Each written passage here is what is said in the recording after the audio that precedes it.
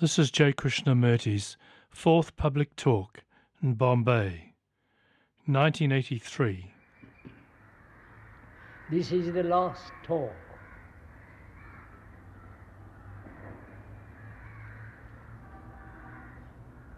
We've talked about a great many things that concern our daily life. We ought to talk over together the significance of death, not that it is a morbid subject, but also we should have a dialogue about what is religion and meditation.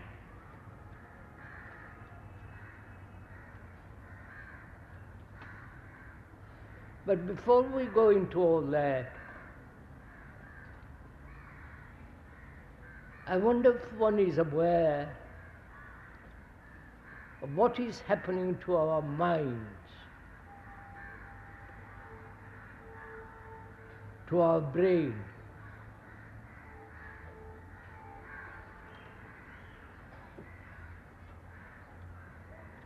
If one is aware of the extraordinary capacity of the brain in the technological world, the extraordinary things that the brain, which is the seat of thought, has brought about.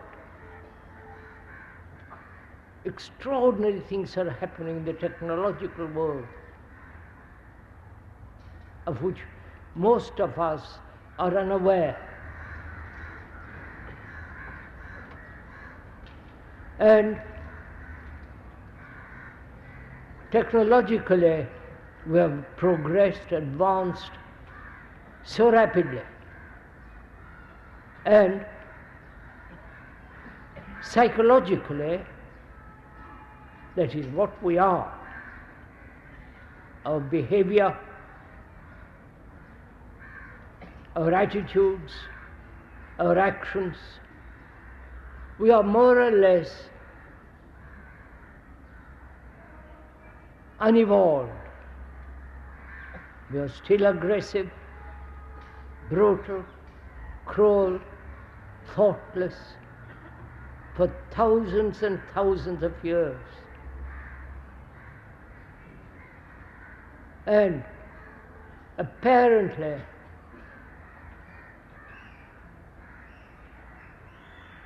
man is still behaving more or less as he behaved 40,000 years ago.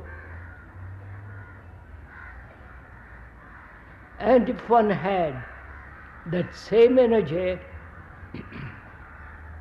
that same intensity as one uses in the technological world, if we could go very, very deeply into ourselves and go beyond ourselves, the brain has infinite capacity there too. But very few have taken that journey. Very few have gone into this question, whether the mind, the brain, can ever be free, totally free, and therefore inquire very, very deeply, search out beyond what lies beyond, if there is anything beyond thought. And we are going to talk over that presently. Some of you perhaps have heard of genetic engineering. That is, man has not progressed, evolved to the same extent as the technological efforts. So the genetic experts say that they assume a factor a creative element handed down from father to offspring, certain tendencies, qualities. This is what is called in part of the beginning of the engineering, genetic engineering. They are saying, since man, you have not changed fundamentally for thousands of years, perhaps, and they assume that man can be changed through genetic interference. We are putting it very, very briefly. It's a very complex question, which we're not going to discuss. But we must understand what's going on. That as human beings have not deeply changed their characteristics, their way of life, their violence, they are hoping through certain chemical and so on to change the genes, the factors of that create certain characteristics from the father to the son. And also we should consider what is happening in the computer world. We cannot neglect all this. The genetic engineering and what is happening in the computer world. They are trying, perhaps successfully or not, to create a mechanical intelligence, ultimate intelligence through the computer, which will then think much more rapidly, more accurately, and inform to the robots what they should do. This is happening already, and they are trying, as we have talked to others about this matter, they are trying to bring about a machine, a computer, which has ultimate intelligence. You understand all this? So, there is on that one side genetic engineering, on the other, the computer taking, acting as human beings, inventing generation after generation of computer, improving, and so on. I won't go into all that. So, what is going to happen to the human mind? You understand?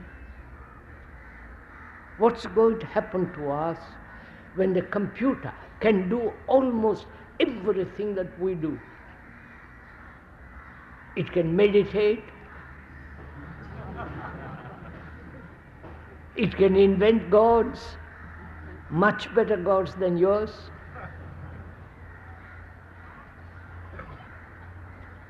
It can inform, educate your children far better than the present educators, and it will create a great deal of leisure to man.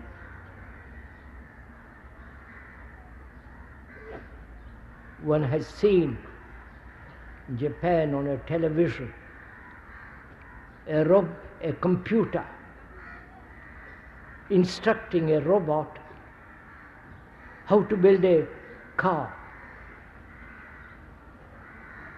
And the robot did some mistake the whole machinery stopped, and the computer told him what went wrong. And the computer did the right thing, and the whole thing started. You're understanding the nature of all this, the significance of all this. That is, what is going to happen to our minds when the computer and the genetic engineering are rapidly advancing. What's going to happen to us? We'll have more leisure. The computer and plus the robot will do a great many things that we are doing now in the factories, in offices and so on. Then man will have leisure. And how will he use that leisure? You understand? Please go into this with me for a while. If the computer can outthink you, remember far more than you do, calculate with such astonishing speed, and gives you leisure. Either you pursue the path of pleasure, which is entertainment, cinemas, religious entertainments,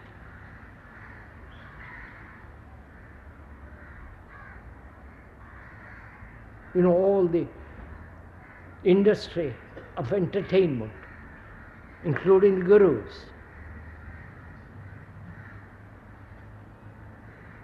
And either entertainment or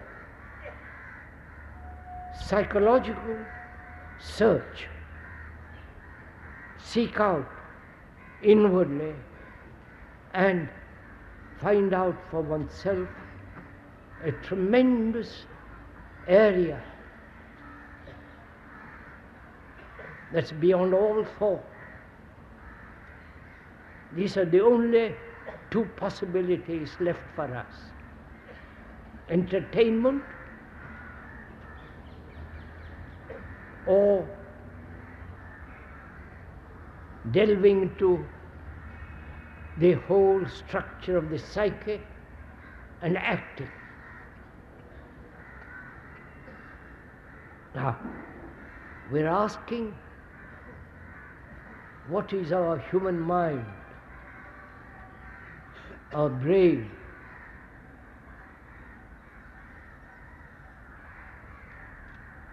We are going to find out for ourselves. So please, as we've said over and over again, we are thinking together. You're not merely listening to the speaker, accepting some words, ideas, or we are communicating with each other, thinking together, and finding out.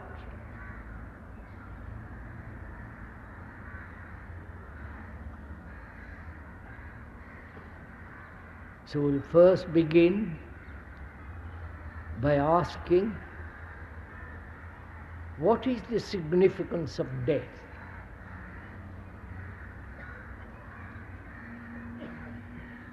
It's not an old man's question.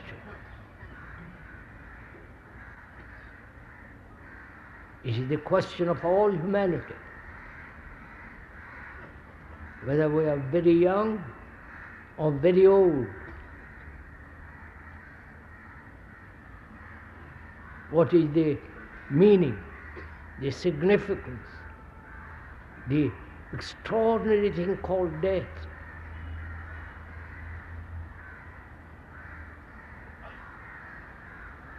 Yesterday evening, we talked about several things, including what is love, compassion.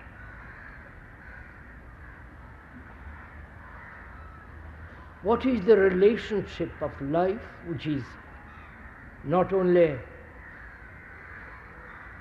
the whole human existence, what is its relationship to love, to death, and to the whole search of man for thousands of years to find something that's beyond all thought.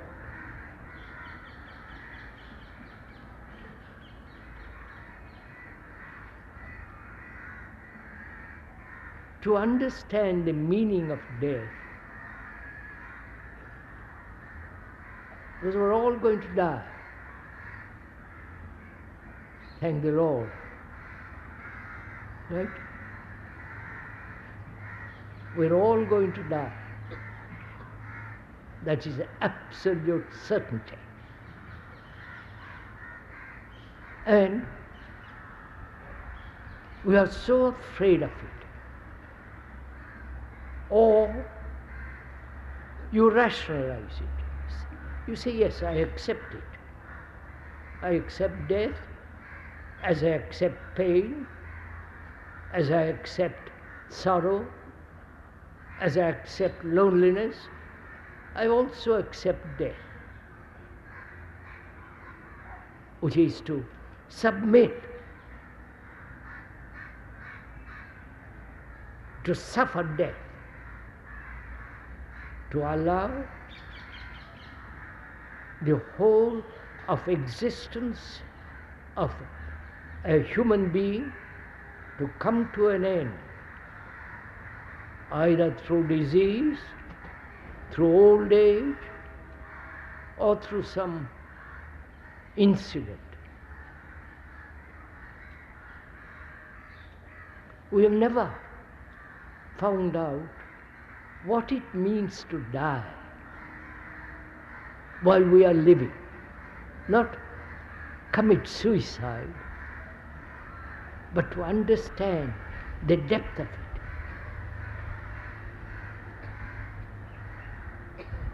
I hope we are together looking at it. We are looking at it as an incident of life, as a fact of life, as violence is a fact of life, as hatred is a fact of life. And we must, if we are at all reasonable, sane, we must look at this question of death in similar manner. Not accept it, not that say it's inevitable,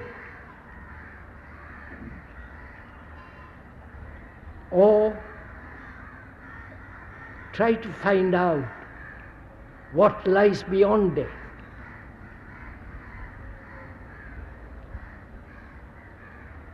But to observe the nature of dying. What does death mean to most of us? Please, we're asking this question not rhetorically, but find out.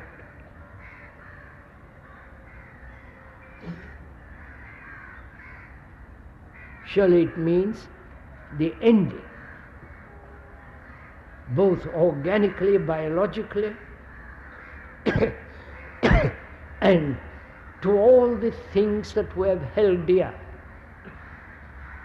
to all the wounds, pains, sacrifice, resistance, loneliness, despair, all that coming to an end.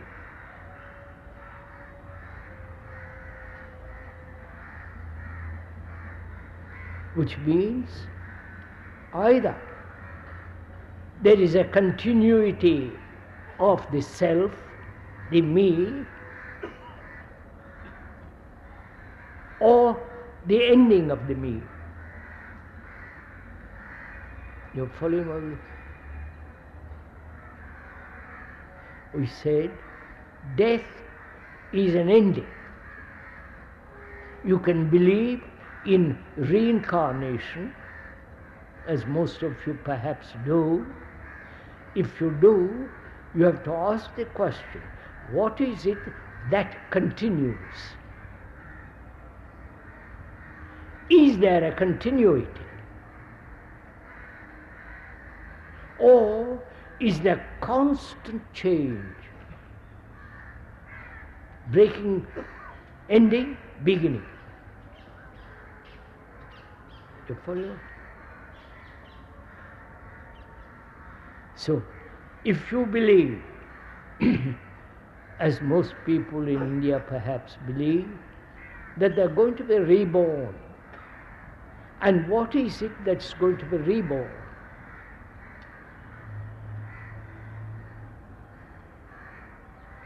Surely not the physical body, but if you believe in that, it is a continuity of what you are now. Right? Continuity of your beliefs, your activities, your greed, and so on, so on, so on. That is the bundle, which is the consciousness, which is the self. Right? That self, which is essentially consciousness, is put together by thought. Your greed, your envy, your religious beliefs, superstitions, your angers and so on, all those are the activities of thought. You are the result of a continuous movement of thought.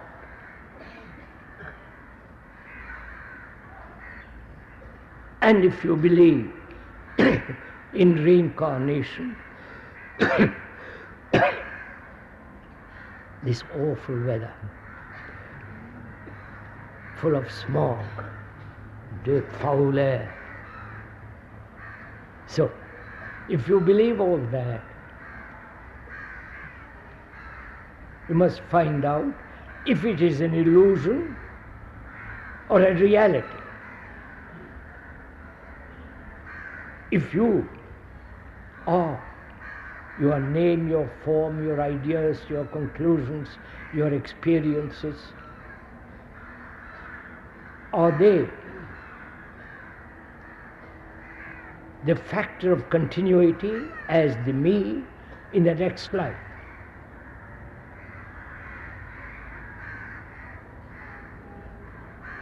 Now, what is that me?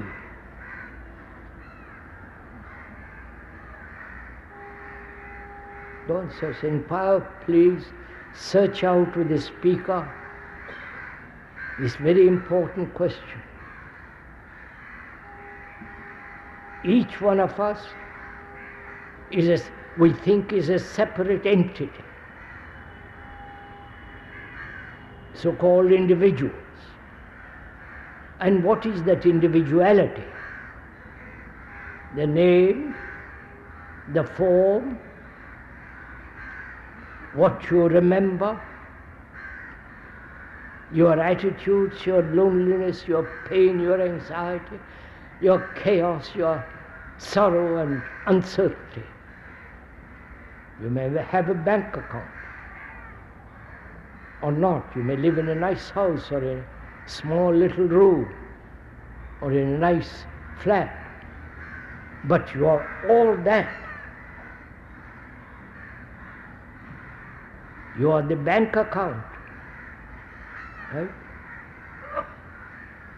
Are you following all this? When you are attached to a bank account, you are that bank account. When you are attached to a house, you are the house. When you are attached to your body. You are that.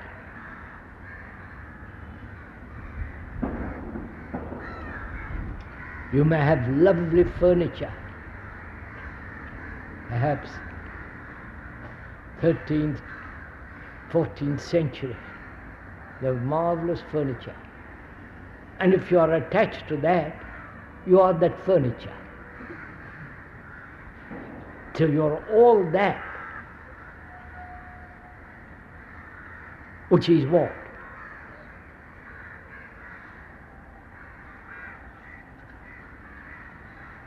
Once you think it out, which when you are attached to a chair, to a person, to an idea, to an ideal, to your personal experiences, what are the implications of that attachment?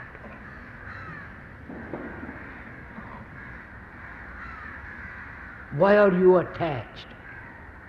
Because death says you cannot be attached. That's the end. You may believe in the future, but death says you have ended. Your attachments are over. Your bank account is over. Your guru and all your following is over.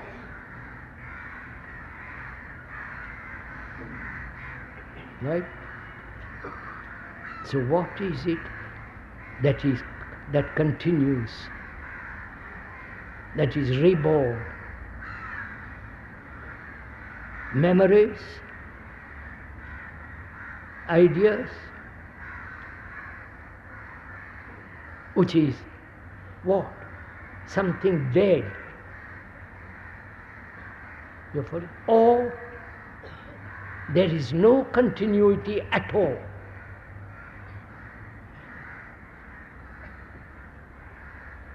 You follow me? And search out, please. Continuity means that which is goes on modifying itself.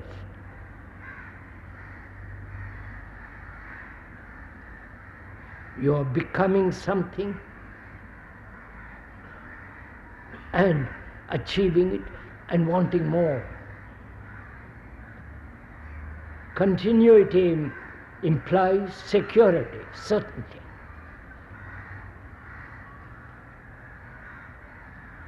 Are you certain about anything?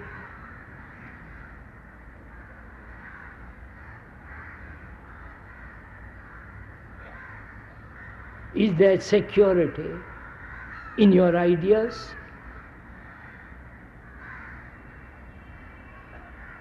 So, we want continuity,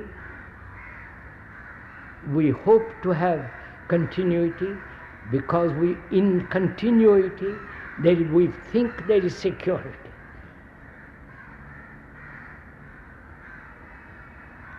One has been married for 10 years, 15 years, or 5 days, or 50 years, there is certain continuity. Legal, responsibility, but in that continuity, there is conflict, misery, unhappiness, all the rest of that in that relationship. So there is no continuity at all. There is constant change, if you are aware of it. Either that can be superficial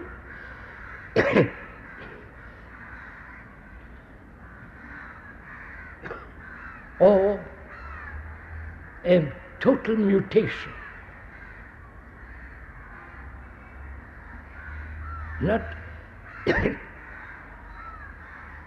Not transformation, but mutation. Change.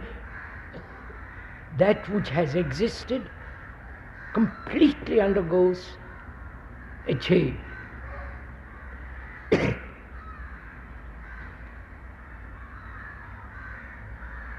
May I just stop a minute?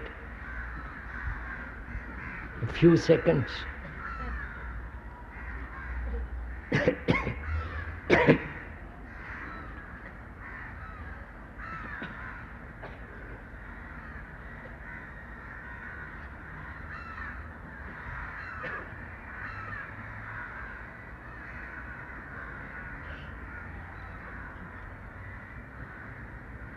One must find out for oneself what is fact, what is the truth of this matter. One cannot be convinced by argument, by so-called evidence, and so on. One cannot be convinced about anything. One has to search out and seek and find what is true and what is illusion. We have lived with this illusion that we are separate entities. Whereas if you examine very closely, our consciousness, which is you, is shared by all humanity. They suffer as you suffer. They are uncertain as you. They are lonely, they miserable, confused, anxious as you are. So your consciousness is not yours. It is the consciousness of all humanity. So you are the entire humanity. It's not mere logical conclusion or observation, but it's a fact. And we have been trained, educated, both religiously, educationally, that we are separate individuals. So we are frightened that individuality should come to an end. Right? You're following all this? But if one sees the reality, the truth, that you are the rest of mankind, and then what is death? You understand? Instead of being frightened I may die, and I hope to live next life, and I who wish to have continuity, and hoping that continuity will modify, change gradually till it reaches God knows what. Such a thought, such concept as an individual, when one approaches the question of death, there is immense fear of ending. Have you ever inquired what is the nature of ending? Not ending to begin something. Ending. That is, you are attached. That's a common fact. Attached to your children, attached to your husband and wife, attached to something or other. And death comes along and wipes away that attachment. Right? You can't carry your money to heaven. You may like to have it at the last moment, but you cannot take it with you. And death says, no. So, can we living, understand the nature of attachment with all its fear, jealousy, anxiety, possessive feeling, while living, be free of attachment. Good. Are you following all this? Are you following what we are talking about? While you are alive, to end something voluntarily, easily, without any pressure, without any reward or punishment, to end. In that there is great beauty.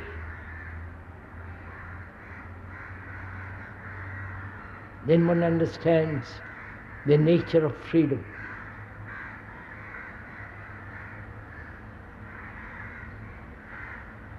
In the ending there is no beginning, something new, there is an ending. And when there is an ending, there is that feeling of total freedom, of all the burden that humanity has carried for centuries. I know, one knows that you listen to all this, smile, nod your head and agree, but you will go on being attached. That's the easiest way, the most comforting and the most painful, anxious way, but you'll go on. And you call that practical. Whereas if you understand the nature of ending your ambition in a very, very competitive world,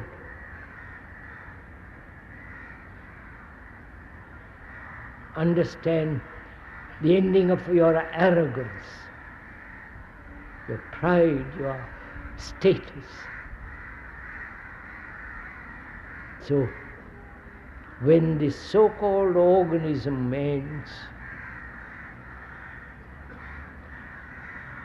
the content of consciousness of humanity goes on, unless you bring about a radical change in that consciousness, a mutation, so that you are no longer in that stream of selfishness. You are no longer caught, encaged, put in prison of attachment, uncertainty and so on. There's a totally different way of living. And also, we should talk about religion.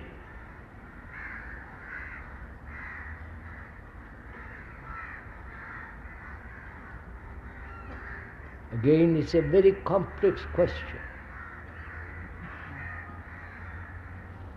And together, we are going to find out what is a religious mind. A mind that is religious, not the mind that does puja, all the ceremonials and all the beliefs and all that. That's not religion. Those are the inventions of thought. Right? God is your invention. Because you find life so dull, boring, it is such a pain, so you invent a God who is all perfect, all loving, all beautiful, all that stuff. And you worship that. You worship that which you have put together by thought. So thought is deceiving you. I don't know if you understand all this. But you will go on, because you love to live in illusions. So we must find out what is the religious mind. Because the religious mind brings about a new world, a new civilization, a new culture, a new outburst of energy.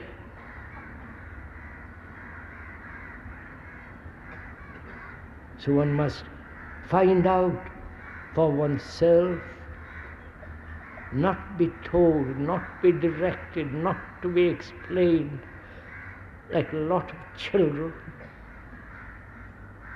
What is a religious mind? Obviously, all the religions in the world are the result of great deal of intrigue, property, great deal of wealth, all put together by thought. There is no denying that. However erudite you are, however skeptical you are, or however religious you are, religious in the ordinary sense of that word, if you are willing to examine, as you must, if you are at all concerned with what is happening in the world and what is happening around you, you must inquire what is religion. Not accepting, not believing, not having faith. Those such activities are related to one's own desires, comforts, hope. So what is a religious mind? You can only find out if you deny totally all the present religious structure, religious beliefs and ideas. Because it's only a free mind that can find out what is the quality of a religious mind.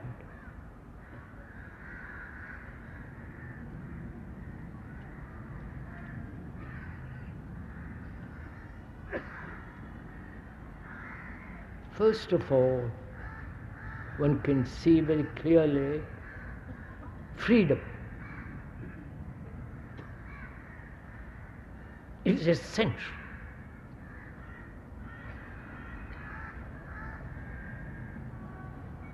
Not freedom from something.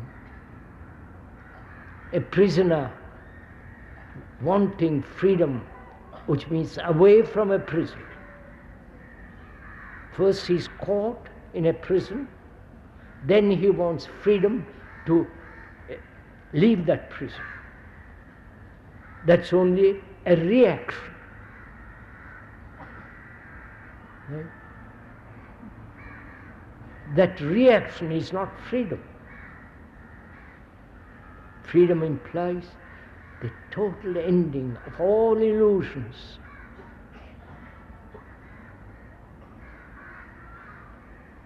Of all belief,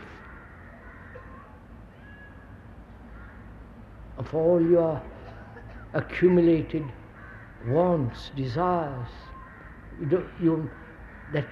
That freedom is something totally different from the desire to be free. A religious mind is a sane, healthy, factual mind, faces facts, not ideas.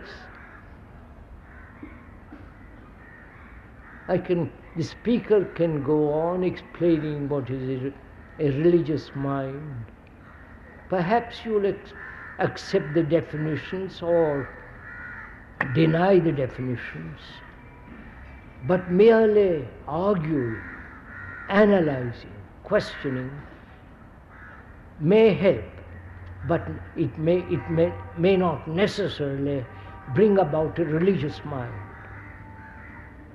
We have become too clever. So one has to have great humility, a sense of not knowing, and also a religious mind acts because it is compassionate, and that action is born of intelligence. Intelligence, compassion, love all go together.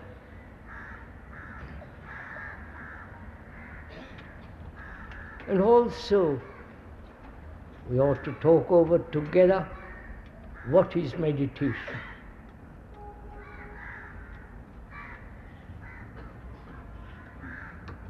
Don't suddenly sit up properly.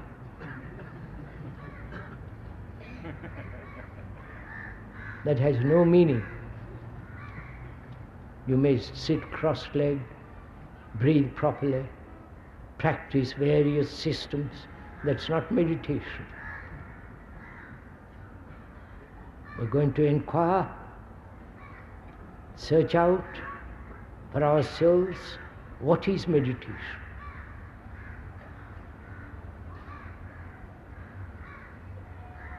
The word meditation means, the word, according to a good dictionary, to ponder over,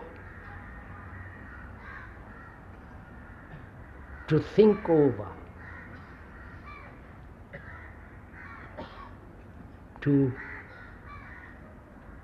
look closely, to come in touch with not something sublime invented by thought, but come close and touch your daily life.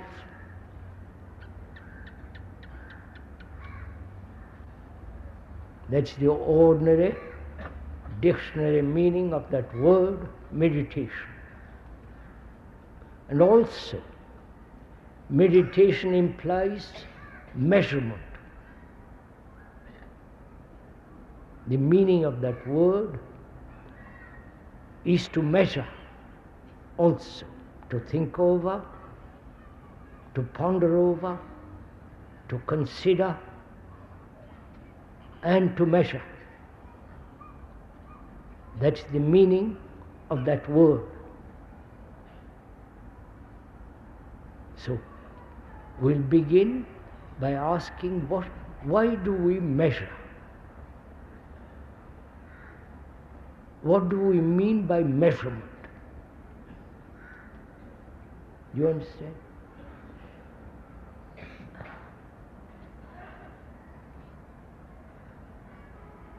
Are we talking together? Or are you going to sleep?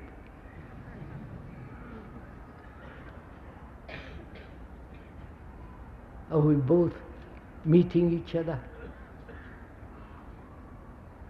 Or or the speaker instructing you? If your thinking is instructing you, then you are totally wrong. He's not instructing. He's not telling you what to do. But together, find out what is meditation.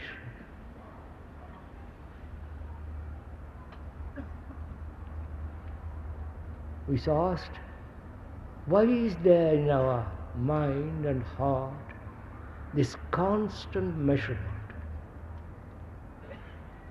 Measurement means comparison. Yes, to compare myself with you who are beautiful, clear,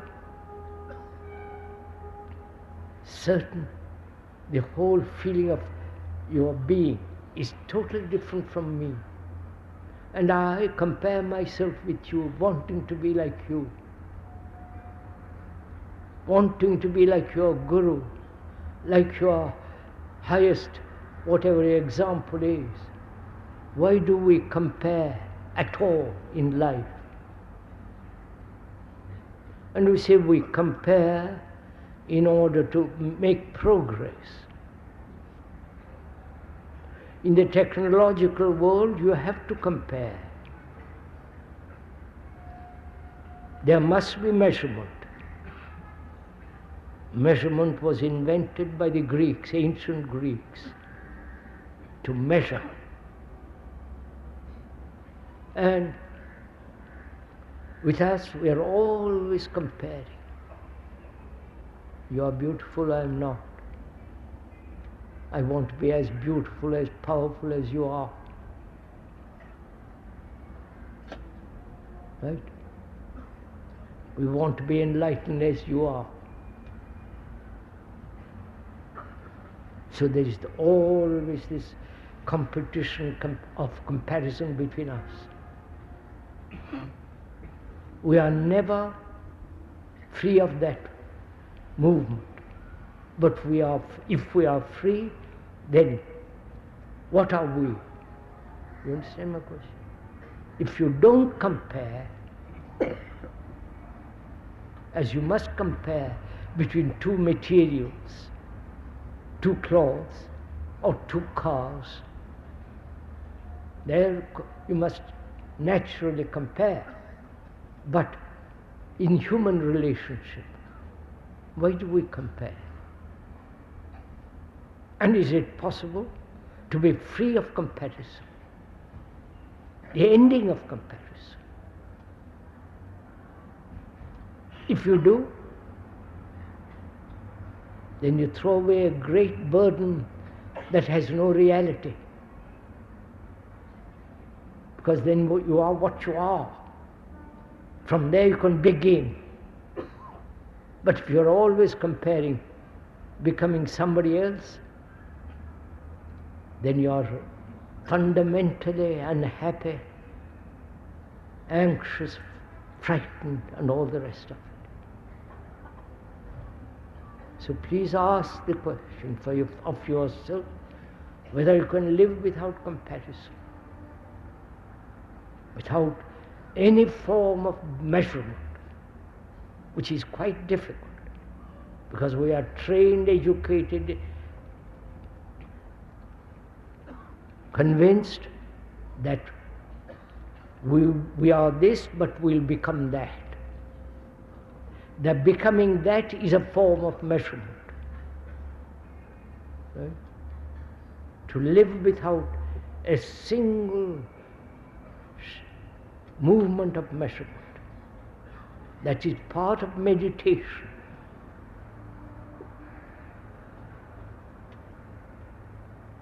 And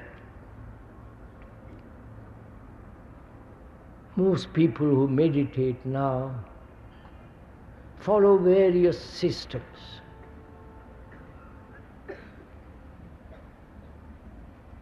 Each one has his own guru, and he has laid down certain forms of certain systems of meditation, and you practice.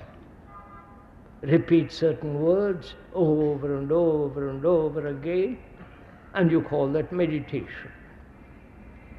When you repeat over and over again, what's happening to your brain? You become more and more dull, which is what is, look at.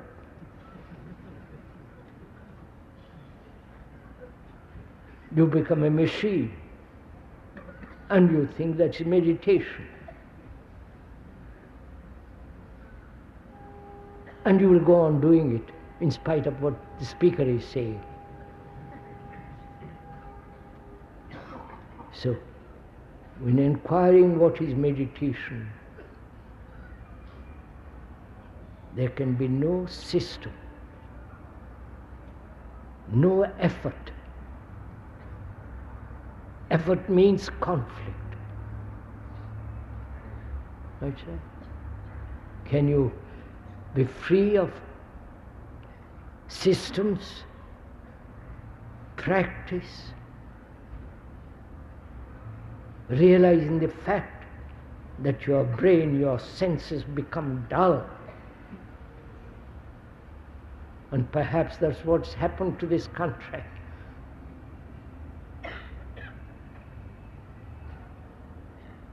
And the tragedy of it. You're copying all the technology of the West.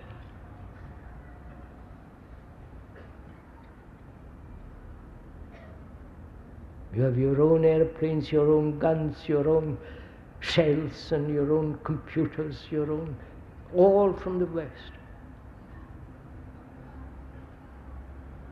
And the West is making you more and more materialistic. We are not talking, we are not condemning the West. They have their own problems, as you have. So,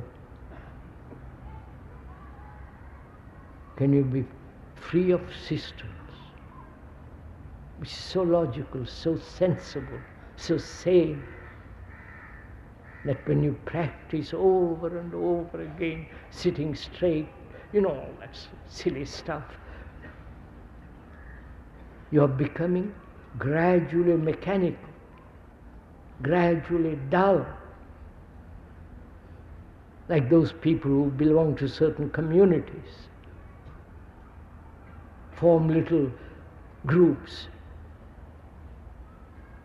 You can't talk to them reasonably.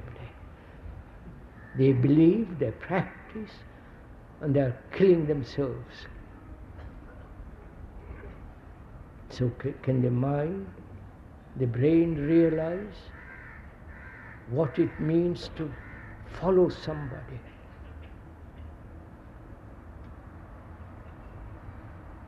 To obey what somebody else tells you what to do, because he has got a different dress, calls himself a guru. All those things have destroyed the beauty of a religious mind.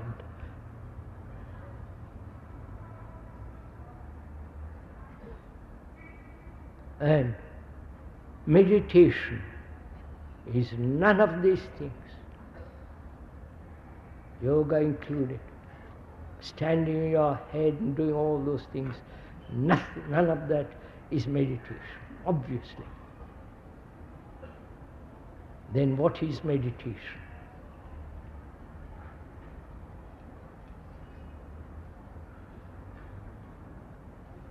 We want experience.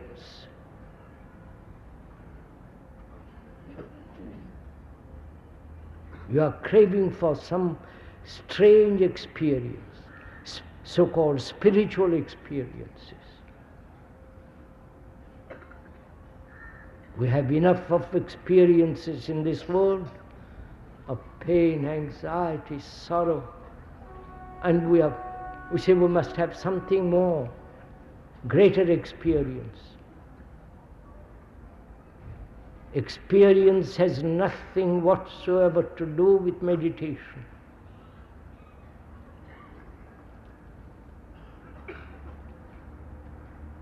To experience, there must be an experiencer. And if there is an experiencer, that experiencer is the continuity of past memories, which is the self. Meditation is the understanding of the whole structure of the me, the self, the ego, and whether it is possible to be totally free of the self, not seek some super self. The super self is still the self.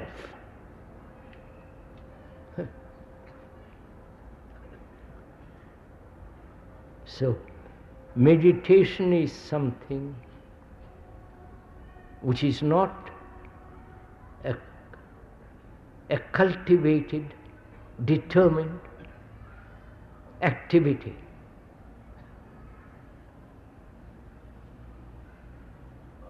There must be freedom.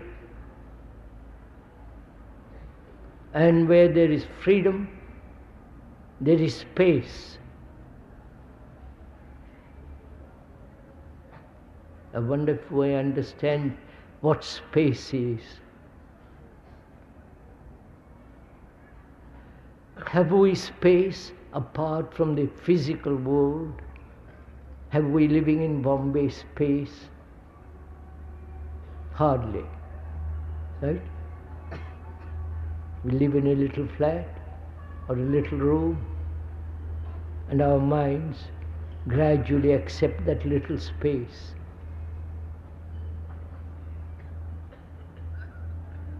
We are talking of space which has no walls.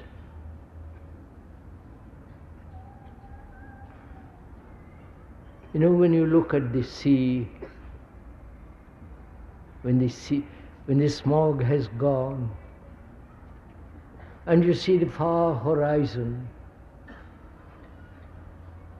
the vast distance, and when you look up at the stars and see their extraordinary brightness and vast space, and the space that you have in your mind, how small it is, how narrow it is. That space in your heart and mind is so controlled, shaped, put together. So there's hardly any space in you to understand that which is sacred. There must be vast space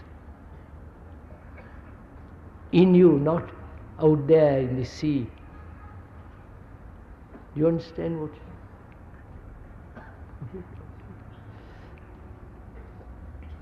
Space is not separation. Space is not division. When you divide, there is space between you and your wife, between you as India and another country. But that's not space. The space demands inwardly can only exist when there is no conflict whatsoever.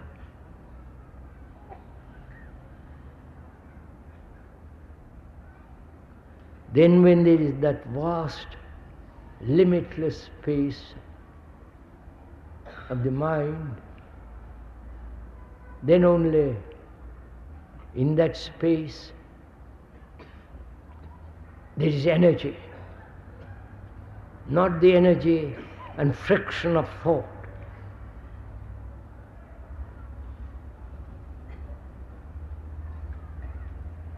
Because that energy is born out of freedom. When there is that space and silence and that immeasurable energy, then that which is utterly nameless, measureless, timeless, then there is that which is sacred. But to find that, one must have great love, great compassion,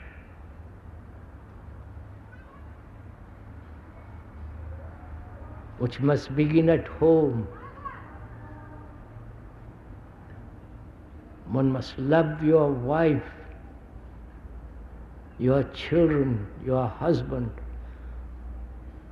Love cannot exist with attachment. Then if it is attachment, then you have all the problems of life. So, sirs and ladies, it's your life. Either you bring about a great radical psychological revolution in yourself, or the chemists, the experts in the genetic world are going to make you do something. Then you will then become merely machines. Then life will have very little meaning. But there is great significance, great meaning. If you know, if you are aware of what love is, compassion and intelligence, and out of that comes great silence and vast space, all that cannot exist if there is any shadow of selfishness. And this is meditation. And not the repetition of words, not the discipline of will, but the discipline of order which comes when there is no conflict.